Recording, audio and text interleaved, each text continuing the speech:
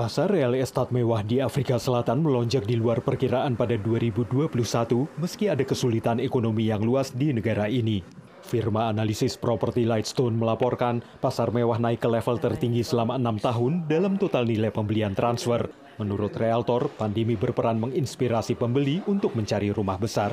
Because everybody is now working from home, everything has changed. People now need almost like a study for every individual in the home. So if you have 2 teenagers and 2 adults, you actually need 4 workspaces now because they all end up working from home.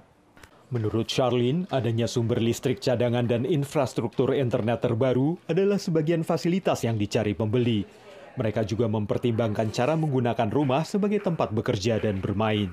People now need double the reception space because you want a facility where various parts of the family can have gatherings going on at the same time. Also, very importantly, is the inside-outside feel. Tapi sektor perumahan juga terkena dampak pandemi. Afrika Selatan mengalami tingkat pengangguran mencapai 35%.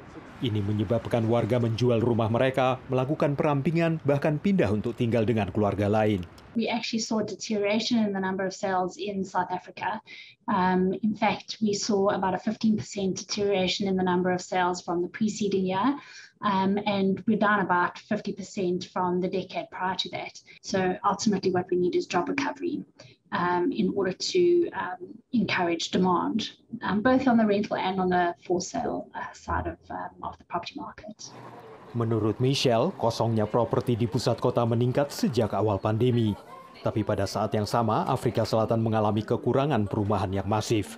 Pusat bagi pendanaan perumahan yang terjangkau di Afrika melaporkan kurangnya 3,7 juta rumah. Kekurangan ini diperkirakan bertambah sebesar 178.000 rumah setiap tahun. Artinya 20% rumah tangga perkotaan berada di permukiman informal. Perumahan pemerintah tidak dibangun dengan cukup cepat dan kondisi rumah-rumah tua di komunitas seperti Soweto semakin parah. As a pastor, I'm crying because this is not the only houses that looks like this. There are even others that is also worse. Even if we could have money, we would have built our own places. But because people, they don't have jobs, so even myself, I'm not working. My wife is not working. You see, so really we are not fine. We are not okay.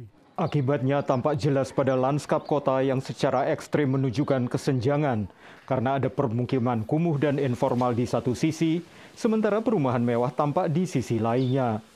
Prospek jangka panjang pasar perumahan juga belum jelas karena masih adanya dampak pandemi. Dan menurut para ahli, kesenjangan ini hanya akan membaik apabila ada pertumbuhan ekonomi dan penurunan tingkat pengangguran. Dari Arlington, Virginia, saya Helmi Yohanes dan tim VOA.